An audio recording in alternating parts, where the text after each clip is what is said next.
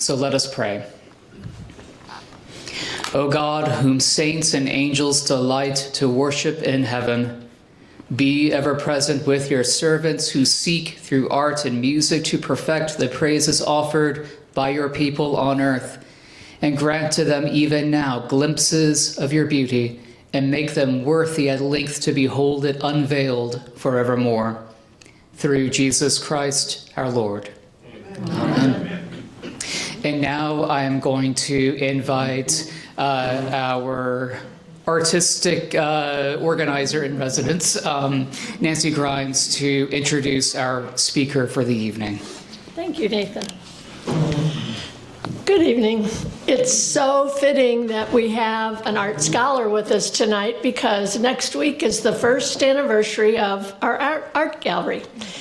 Tomorrow we'll take down William Curtis, and on Saturday the gallery crew will be here to put up Jack McDonough, who is presenting Ancient Landscapes, a photographic exhibit of Japan and giant redwoods. It'll be really interesting.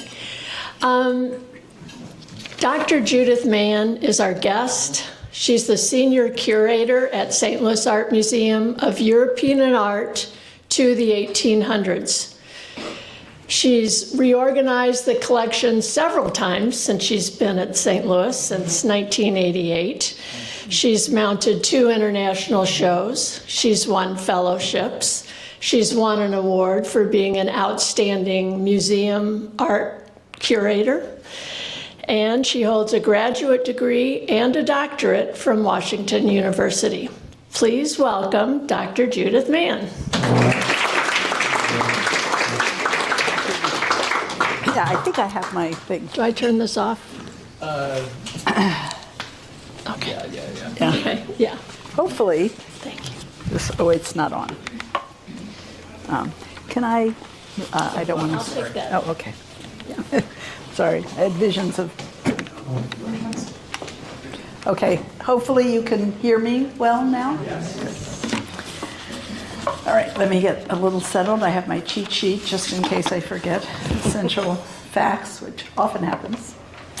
It's lovely to be at a church, St. Peter's Episcopal. I was telling someone that I grew up in a church, St. Peter's Episcopal Church in Poolesville, Maryland. My parents were both eulogized there when they died, and it does form a really deep meaning in my heart. So lovely to be here. And lovely to talk about the whole reason that I became an art historian, because I found it so fascinating and engaging how so many artists handle sacred themes in art. And I hope you'll enjoy the examples I've chosen for you tonight. Whoops. Am I doing this right? This should... You have to go down to be able to go up. So press down. And then go up? You'll probably need to point it to the computer. Let me see. Oh, to the computer. It's not on. Oh, it's not on. That's okay. I don't. Things, right. There you go. All right. Yeah. Oh, maybe put it there. No, you can point it at the screen. It should work. Okay. All right. Go down to go up? No.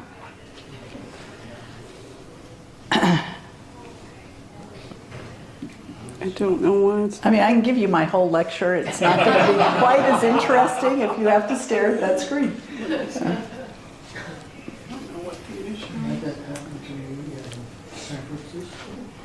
It always happens with AV. It never fails. Could I just ask you to press the forward button? I can do that, yes. Okay, I'm sorry. No, it's okay. I don't let's know. proceed. So I'm going to talk about 2 things, as you might have noticed in the title. I'm going to use this to unabashedly hawk the exhibition I'm doing next year on the artist Guercino, who's shown there in the right. That's a self-portrait that he created in 1655. That was when he was 64. And he was one of the great masters of Italy at the time. So from around 1617 to 1660, he was one of the prime artists, both for patrons in Rome as well as the city of Bologna. Next. So you can see the dates for that exhibition.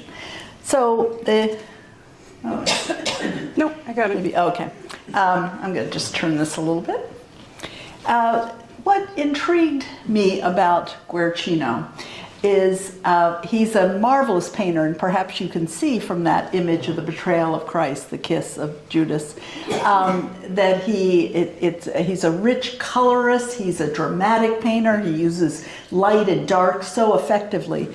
And this is how he's been understood, this is how he's been presented in exhibitions, as really a great painter and a great draftsman. You can see we have an example of a drawing by Guercino, actually one the Art Museum bought 2 years ago, and we're very happy to have this beautiful pen and wash drawing.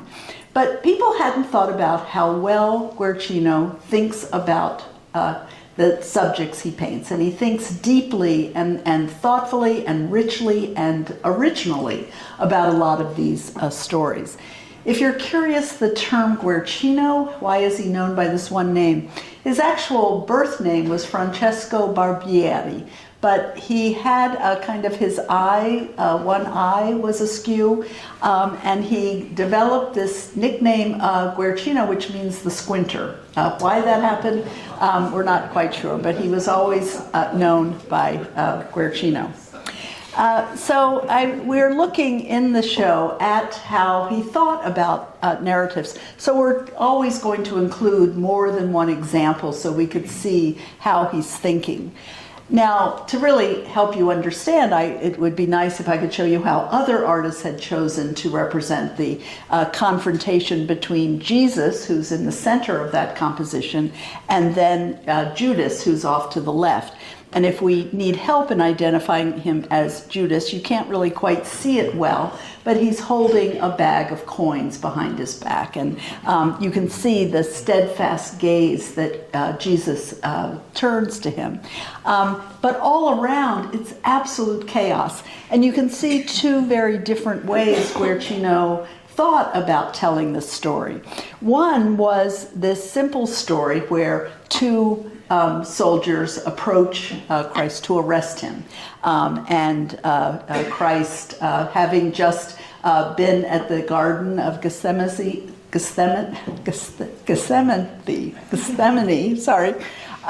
and himself been reinforced about his ability to carry through on the mission he's been given. They're steadfast, looking unperturbed. He ultimately came up with the conclusion, or the final version of that painting on the left, where he anchors the composition with this very calm, almost like the eye of a hurricane or the vortex of a storm, this absolute calmness, steadfastness, and he uses light to illuminate the neck and shoulder and face of Christ. So you really look first and continue to look at him as you begin then to take on the chaos of the scene around him. And Guercino is very effective in conveying to you the sort of nastiness and cruelty of some of those guards and soldiers who come to arrest him. So we hope to let people understand what a really thoughtful and interesting artist Guercino is when he takes to telling stories. We're going to have some non-biblical stories as well, but tonight I'll feature a few of the biblical ones. Next slide. Is that? One of the themes that he developed quite wonderfully in a series of drawings is that of the visitation. That story from the first book of Luke, where Mary comes to visit her cousin Elizabeth. The point of the story is, of course, when the two women come together, and I can read from them, when Elizabeth heard Mary's greeting, and of course it's Elizabeth on the right and Mary on the left, the baby leaped in her womb, and Elizabeth was filled with the Holy Spirit. In a loud voice she exclaimed, "Blessed are you among women, and blessed is the child you will bear."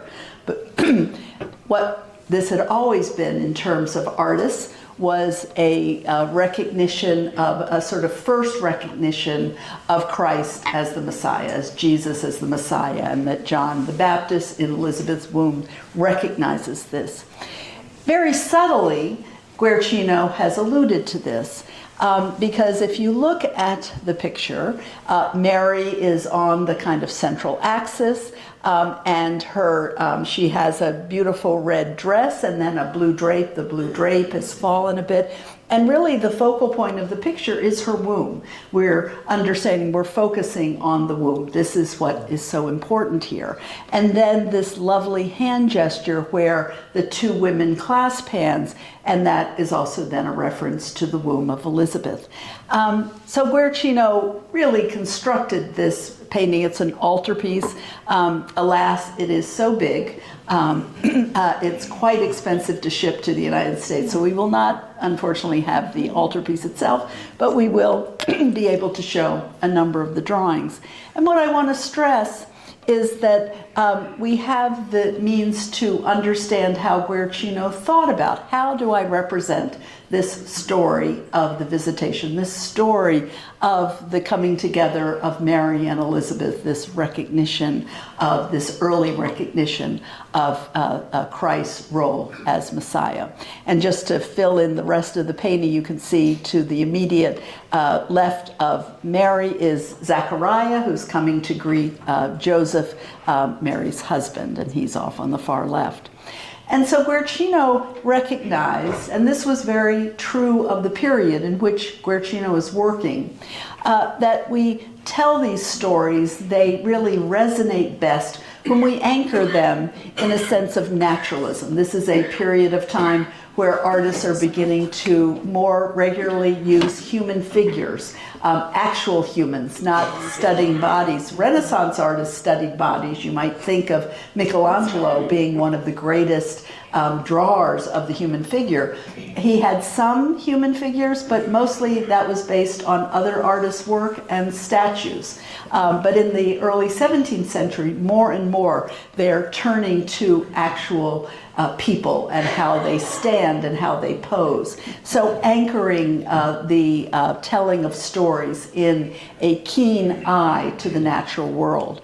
And also, Guercino is just thinking about how do you greet? What happens when two cousins come together who obviously care about one another, but how do they arrive? And so we have these three wonderful drawings where he's just really thinking through, did they go up the stairs? Was it an elaborate house and Mary is ushered up the stairs? Or is it a curtain? She pulls it aside as a way of emphasizing the action of welcoming, of bringing them into the home.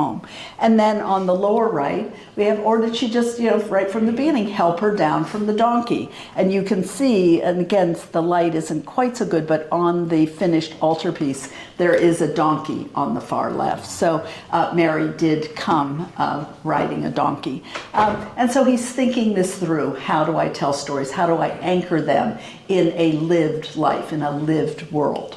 Next slide. And he also thought about, which really he had to think through about how they arrived, how he was going to pose them. He didn't necessarily have to think through how they felt about one another, what was their relationship. And yet we have a number of drawings where he's showing the two women capturing the warmth and affection that exists between these two. So it's really quite remarkable. And again, when you have an artist who worked, as I said, Guercino starts, his earliest paintings are around 1617, and he dies in 1666. So that's several hundred years ago. We have lots of drawings by Guercino, but we don't really know what we don't have. Clearly, some of them got destroyed. Some of them he had nephews who worked in his workshop, and when he died, a lot of these drawings were left in the workshop. Some of them were sold, others were just used to death. They used them and used them until they really were worn out. So we don't really know what else he did, but we do have enough to understand how thoughtful and how every aspect of the story and the relationships he considered. Next slide. A story probably well known to many people, one of Jesus's parables, the parable of the prodigal son, which was a hot topic in the 16th and 17th century. It was the subject of a lot of plays, and Guercino himself probably had seen the performance, if not one, more than one.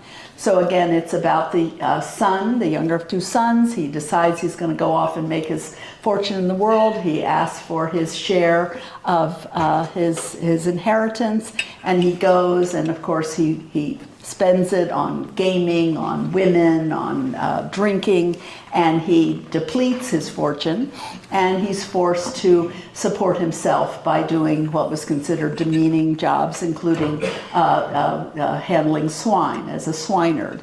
And so it's when he's kind of reduced to the lowest point that he remembers that, the servants in my father's house live better than I am, or eat better than I am.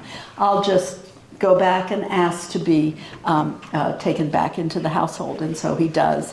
And in the center, you can see an early drawing by Guercino, which is kind of a typical way of rendering the scene, with the prodigal son on the left, the father on the right. He's really allowed, this is made mostly with pen and brush. There is a pen line as well as using the brush and wash to make, he's a very quick and vivid draftsman, and I think you get a sense of it in this drawing. And then we also have what happens when he's reunited. The father is joyous. He wants to bring out some new clothes for the son. Let's get the fatted calf. Let's have a great banquet and celebrate. And so in that drawing, in the upper right, you see there's a second servant, and then there's the older brother. And the older brother said, why don't you fet me this well? I stayed with you. I didn't go away. And Guercino's used this kind of shadow across the older son's face to sort of convey that sense of malaise and kind of jealousy. But the painting we're going to have in the show, well, let me go to the next slide, because I want to show you, this was a story that obviously both Guercino seems to have been particularly interested in, and also people of the time were anxious to have it. I mean, these are all for patrons. These artists aren't making work to just satisfy themselves or have in their own home, etc. They're being paid by patrons. For example, the painting on the left, the largest of the group, he actually did 5 paintings of the prodigal son. I'm showing you only 4 on the left. That was made for the Cardinal Ludovisi, who then became Pope. And he made a series of paintings for this Pope in 1617. And this is the version of the prodigal son. You may not be able to make it all out, but this is the closest to that drawing that we already looked at. It's a full telling of the story in that it alludes to all the major parts of the story. It has the son kneeling, begging forgiveness, the father running down very happily to embrace his son. Off to the far left is the servant. You may or not be able to see that. At the far right is, and this adheres quite closely to the story, this older son who's been off in the fields comes back and sees what's happening, and it shows him and his horse having just arrived, and immediately behind him there is a servant explaining what's happening.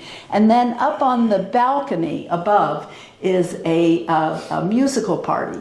And most scholars who work on this painting think that's a double allusion to the sort of partying that the prodigal son engaged in while he frittered away his fortune, and also the celebration when he returns home. There's also, and it's almost invisible in this slide, there is the staff lying across the ground that he used to tend the swine. So Guercino has made reference to all of the key points of the story, focusing, of course, on the reunion of father and son, as he does in all of his versions of this story.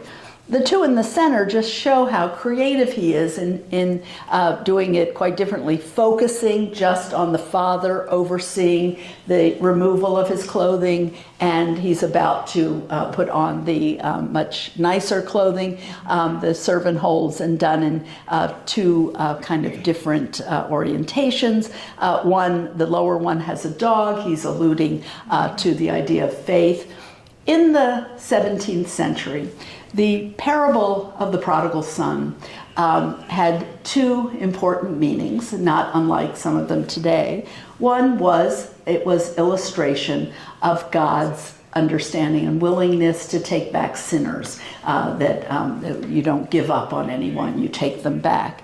But specifically at this moment, it had a meaning about those people who had left the Catholic faith and had embraced Protestantism, and Guercino was a very devout Catholic. In fact, I'm forgetting what year, probably in the 1630s, he was invited to go to London to work for Charles I. Charles I was an avid art patron and had a very fine collection, which is still part of the royal collection today. And Guercino turned it down because he felt that he was going to a Protestant world which he was not comfortable in. He didn't want to go there. So he was a very devout Catholic, and this meaning of not becoming a Protestant, but was something that had meaning for him. And so he's coming up with ways really to demonstrate that, and I think he achieves it quite well in the last painting of this subject that he undertook, which is the one on the far right, which is at the Timken Museum now in San Diego. Because there, for one thing, we see that the Father in all of these three paintings before, the two in the center and the one on the left, the Father is bareheaded. He's not dressed poorly, but he doesn't have any kind of head covering. Guercino often uses turbans in his art, and usually when he does, he intends to connote stature, importance of some kind of head. So in choosing to show the Father in a turban, in a very, really beautiful, this is an exquisite painting, I have to tell you, just having seen it recently. I'd seen it in reproduction, but I finally did get to San Diego to see it, and it's really, really beautiful. He's in this absolutely lovely colored robe and cape. And so he becomes more than simply the Father. He really becomes a kind of patriarch or a stand-in for the church. And so this idea where before the prodigal son has been assuming the clothing, now he stands there. Yes, he's crying. He doesn't have much clothing on. But the way he rests his hand on that of his Father, it takes on more of a ceremonial kind of gesture. It's less a kind of intimate gesture between father and son, and becomes a kind of ritual. And he is about, and remember we saw Guercino thinking about how to represent Mary and Elizabeth welcoming her into the house. And one way is to sort of pull the curtain aside. Well, here it again takes on a kind of ceremonial, the idea of coming back to the church, coming back to the true church. And so Guercino came up with a very beautiful way to encapsulate what was at the time a very important aspect of this parable. Next slide. One of my favorite groupings of Guercino's drawings is a group dedicated to the presentation of Christ to the people, often referred to simply as the Ecce Homo, here is the man. And that was particularly at the time Guercino was working. Now here, first in the early teens, you can see the drawing on the left. He begins really early in his career. And then he comes back to the subject, and that's true of almost everything Guercino did. He sort of revisits these stories, and when he revisits these stories, he doesn't simply redo the composition that he had done earlier, but he rethinks them. On the one on the left, what's so interesting to me about Guercino in regards to the Ecce Homo, first of all, the Ecce Homo at the time, first and foremost, was an image of Christ's body. And at the time, particularly in the 16th century, the Council of Trent, the idea of the presence, the true presence of the body at the Mass was an extremely important and emphasized topic. And the words of the priest, Ecce Agnus Dei, when the Mass is taken, would be echoed by the Ecce Homo. So the parallels between the idea of the Christ's body and the Mass and the image of the Ecce Homo was very important. And so when Guercino is looking to represent this topic or this theme, you can see he always centers the body. And I'll show you finally the painting that resulted after these works. But secondarily, the Council of Trent also was very keen on when the body of Christ was to be presented, it was to be bloodied. One was to be reminded not simply of the cruelty, although Guercino does not step away from the cruelty at all. You can see, for example, on both the middle and the right, the soldier is there with a gauntlet. He's got a metal glove, and it's with the metal glove that he's grabbing the head of Christ, the hair of Christ. I mean, it is absolute physical cruelty, but also to be reminded of the sacrifice of the body, that the body is the body that was given and taken in sacrifice. But the first one, the earliest one, I wanted to emphasize that Guercino also gave a lot of thought to Pontius Pilate. And, you know, I'm starting to read because I'm writing an entry for these works for the catalog for the show, and I hadn't really thought as much about Pontius Pilate. I now have a book on Pontius Pilate, and I will be more of an expert. But Pontius Pilate was the 5th prefect of the Imperial Roman province of Judea, so a person of some stature. And, you know, traditionally, historically, Jewish writers were much harder on Pontius Pilate than Christian writers, who kind of recognized that he sort of carried this inevitable act out. And it's interesting because Guercino seems to really want to understand how Pontius Pilate thought, what he did. I'm not going to show you all these other images, but he has several where Pontius Pilate is holding up very ostentatiously the red drape. In these, he always fingers the red drape. The red drape is there. And I think he was really thinking of Pontius Pilate had to get the answer he wanted, even though he didn't think that Christ should be crucified. And so how he could manipulate that to happen. So by presenting, here's the man, but emphasizing the red drape, he's essentially saying, this is the man who calls himself king. And we can't have that, you know, so he does it wordlessly. On the left, Guercino tells that aspect of Pilate a little differently. Pilate reads. And so this idea that he is reading something that he is not generating, but he is doing something that he has to.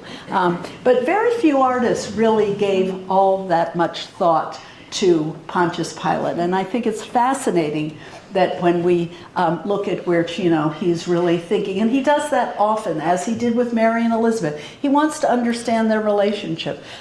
Thinking of Pontius Pilate, how did he feel? How did he engineer what he had to do? Next slide.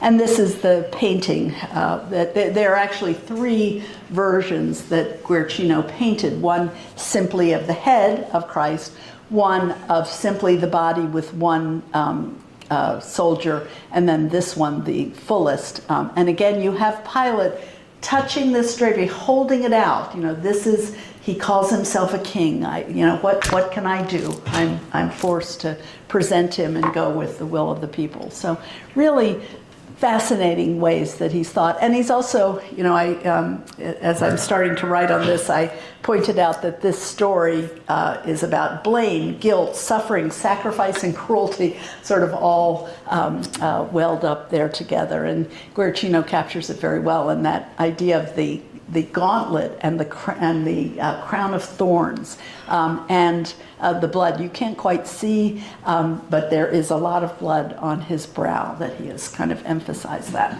Next slide.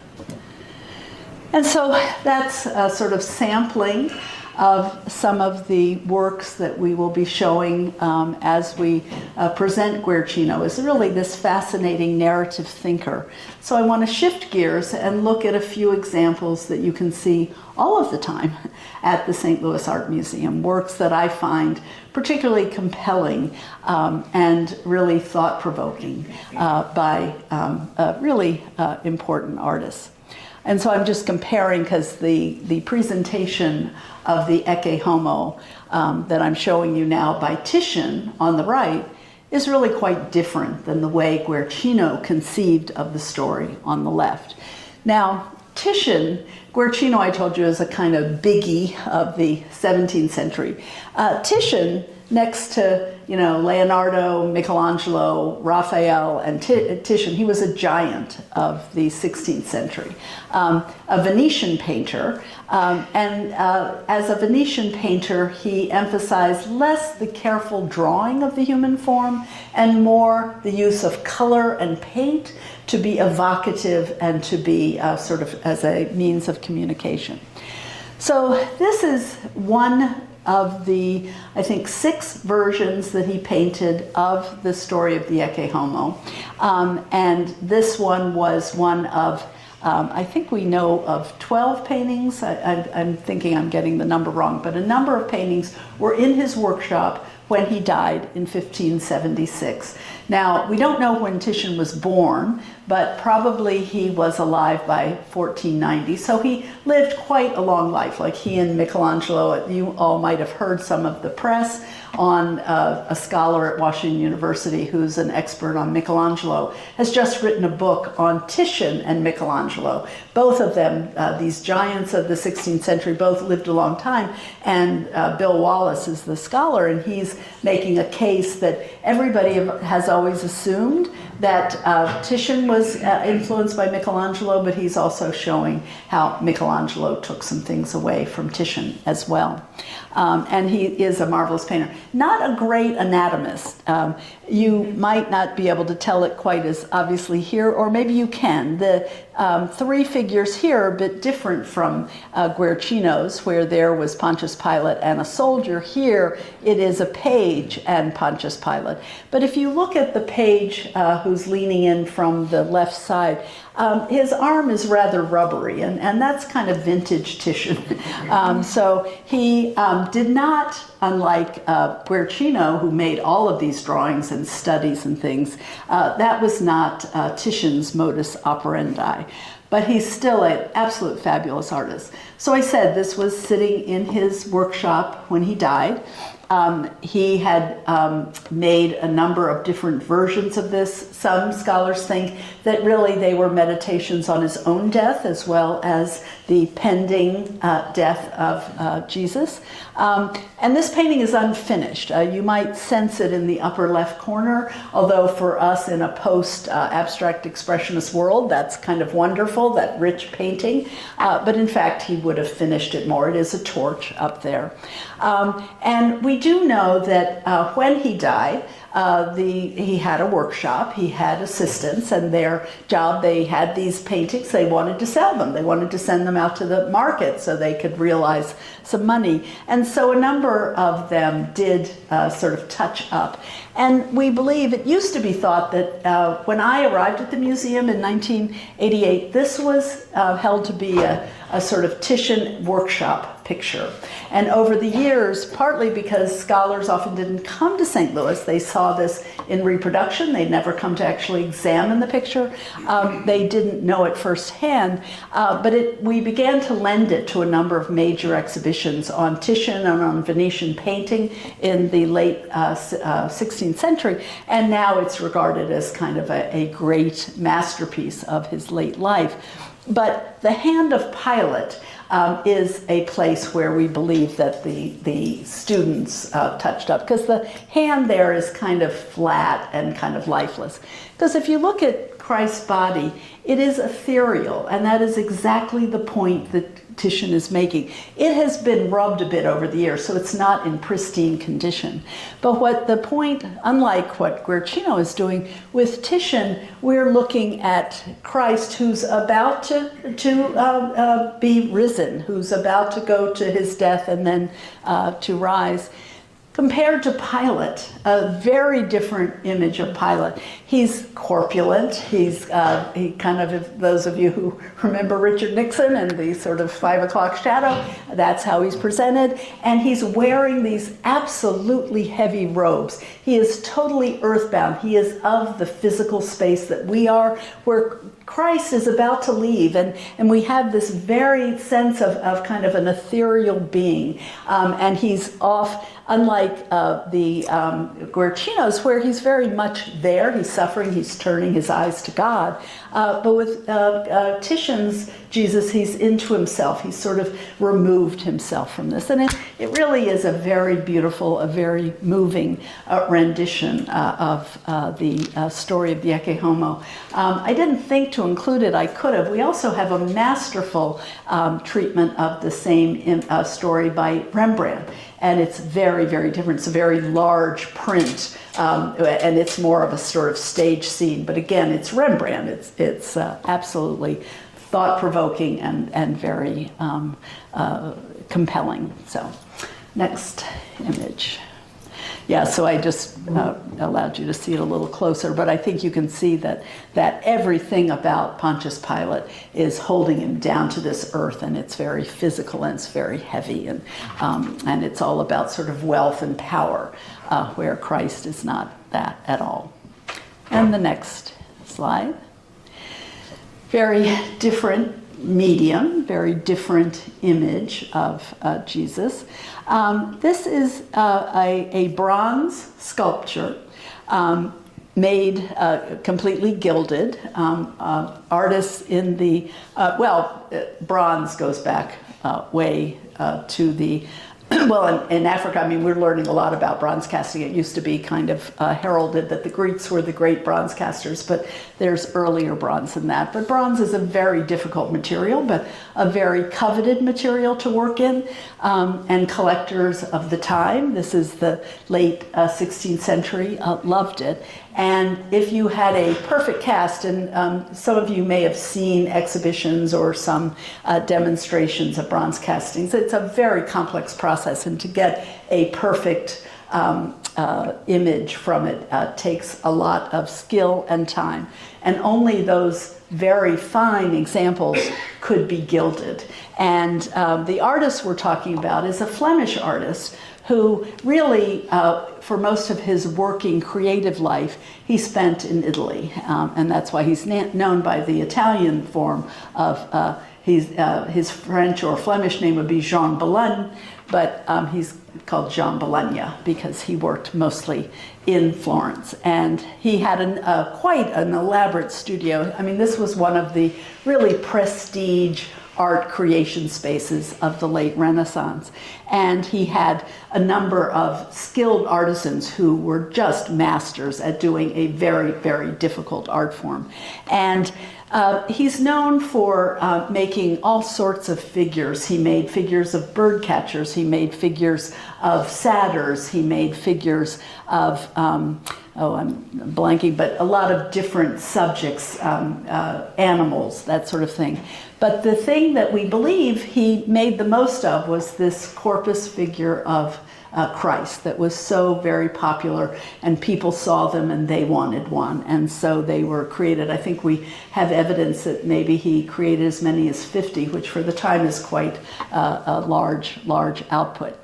What I'm showing you on the left is the way it appears now. It was owned by Mark and Phoebe Weil, local collectors. Mark died a number of years ago. Phoebe's still here, and they gave these to the Art Museum in 2021.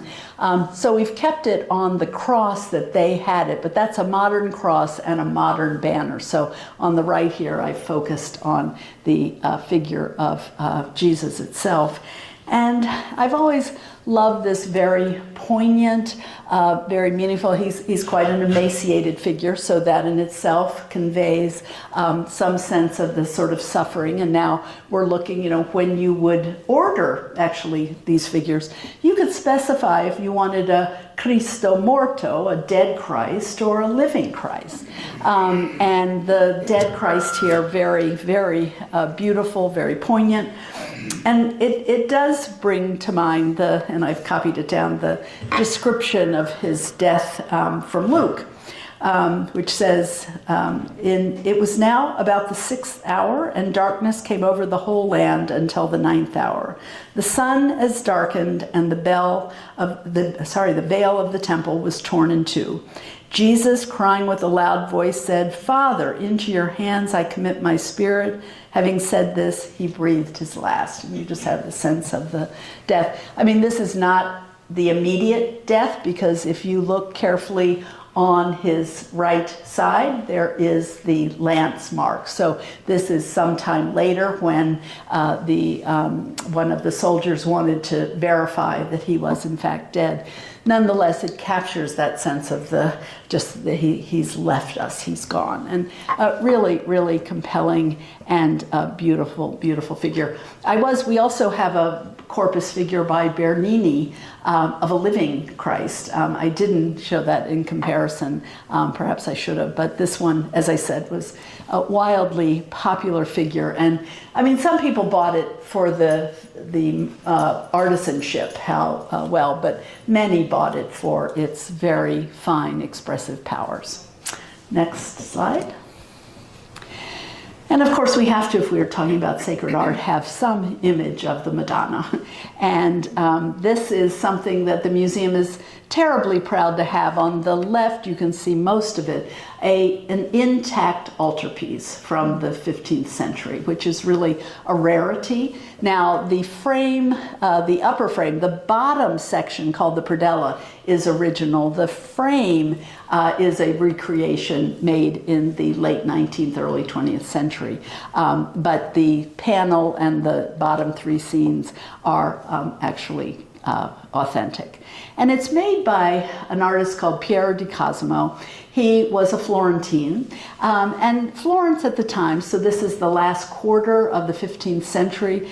We think of Paris in the 19th century, New York in the mid-20th century, and that was Florence at this time. I mean, it was, the level of art was so incredibly high. You could get something from a fifth-rate artist and still be getting something quite wonderful.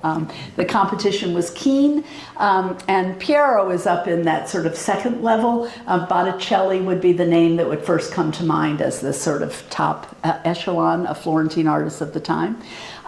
But Piero was also a total weirdo. He kind of didn't care for women, a little suspicious of them, very cheap. He was afraid of lightning. He would not come out of his studio during a thunderstorm, all sorts of things. But he's a marvelous, marvelous painter. And what he has created here is an altarpiece that was to adorn a small chapel outside the city of Florence, about 7 miles, the Santa Maria Lecceto in a little town called Valdarno. And for many years we had no idea really, we knew Piero was the author because his style is quite distinctive, and you can, knowing other Pieros that are not signed, but we knew through contracts that they were by him. We could tell that this had to be by him, but we didn't know who it was. Now, you can barely make out on the slide part on the left, there are two coats of arms that are for the Pugliese family. So we knew it was a Pugliese, but we didn't know which Pugliese. And then in 2006, lucky for us, a wonderful scholar at NYU came out with a book where he identified the figure on the right. The face there is a portrait of the donor to this, the guy who paid for this painting, a man named Pietro Pugliese. Now, this is what's called a Sacra Conversazione. It's a type of image that derives, you might think of earlier altarpieces where you have the saints flanking the Virgin, but they're all in their separate compartments. It's not a sort of unified space. But in the sort of later part of the 16th century, they developed this sort of very naturalistic sense of a space in which all of these saints are congregated. It's not an event because they didn't live at the same time. We have St. Dominic, St. Peter, St. John the Baptist, and St. Nicholas of Bari on the lower right. But it makes this kind of wonderful, you're kind of invited to step up, and as they are, you are welcome to address the Virgin, to pray before her, to pray before the Christ child, who is shown actually blessing St. Dominic. The chapel was affiliated with the Dominican order, and that's why sort of pride of place is given to Dominic. St. John is the patron saint of Florence, so things that are produced in Florence often include an image of St. John. We're not quite sure what St. Nicholas is doing there. Peter is there because he is first pope. He sort of represents the church. But Nicholas of Bari, usually that place would be for the name saint. And so for many years we thought, if it's a Pugliese commission and this is St. Nicholas, there must be a Niccolo Pugliese. Well, there was, but he was like 4 when this painting was made, and so we knew he probably wasn't the patron, and it was only through the identification through other portraits of Piero Pugliese that they recognized who had commissioned it. Also, we have a contract. The scholar was able to find a contract, but we don't still know why in the guise of Nicholas of Bari. It makes a wonderful Christmas card, though, because it has Christmas colors. Next slide. And finally, perhaps of the images I've shown you tonight, and I know a couple of people commented that they recognize this, this actually exists in several other versions. The painting we're looking at, as you can see, is a yard high, so it's a rather small image of St. Francis. They just did a show in Lyon, France, on the various versions of this figure by Zurbrand. Clearly a very popular saint at the time, St. Francis, so he made them in different sizes and different, slightly different accoutrements or things that he holds. This is simply stupendous, very simple. The use of light is so effective. And only recently did we realize that this isn't simply St. Francis in prayer, which is wonderful enough. I mean, it is so compelling. The depth of the prayer, the depth of concentration is really very remarkable. And it's such a modern painting, too, for people who prefer perhaps more contemporary work. They appreciate the play of light and dark, the play of cones and triangles. But, and I'm going to have the final slide.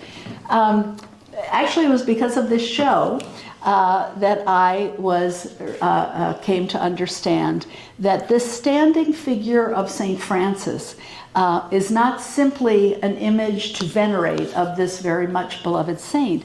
It makes specific reference to an event that happened in, I've got it written down, 1449. The Pope at the time, periodically they took Francis, they checked to make sure he was still in his tomb and things like that to verify.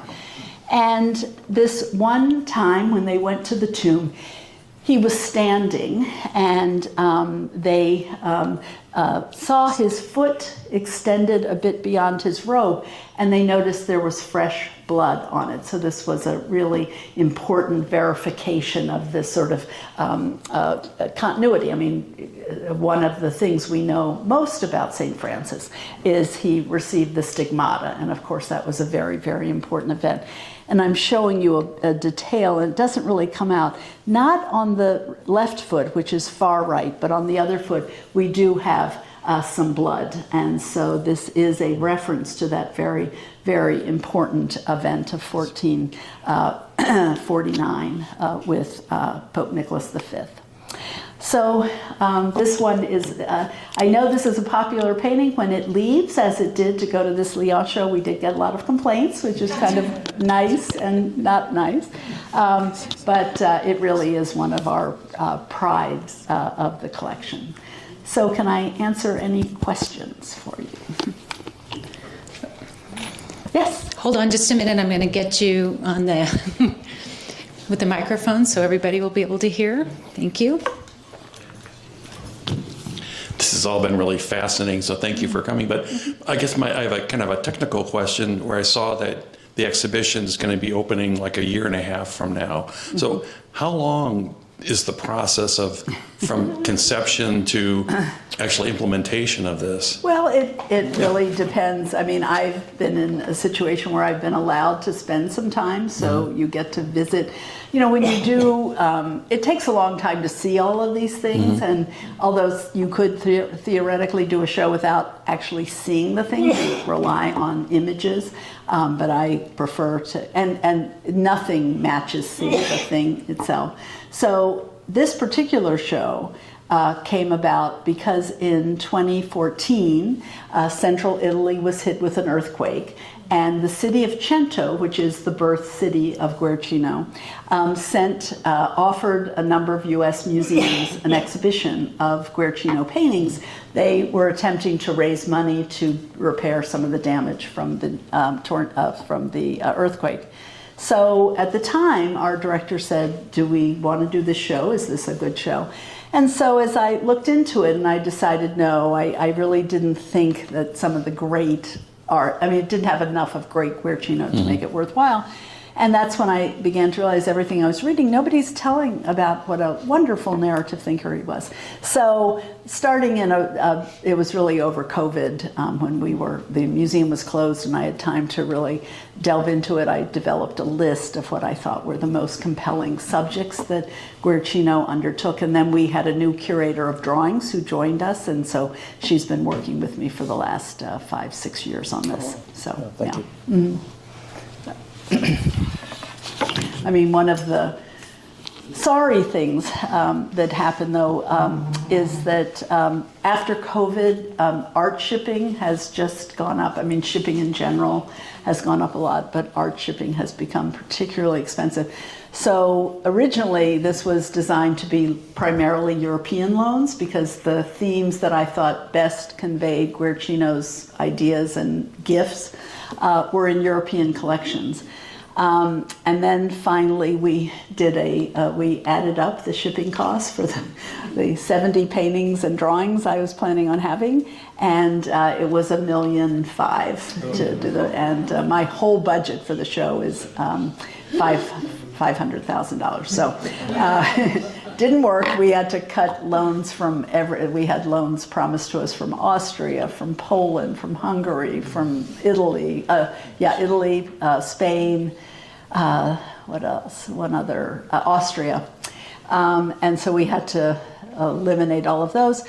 We are getting loans from the UK, and then we went around the US to find works that I hadn't originally chosen, but recognized that they could be worthwhile. So we have 11 different themes with 11 paintings and 34 drawings is what we'll have. Great. Any other questions? No? Well, this has been such a lovely evening, and thank you so much for coming, and thank you to our visitors and parishioners for coming. We'll see you next week. It is Lent Through the Lens of Music. We'll see you then. Thanks.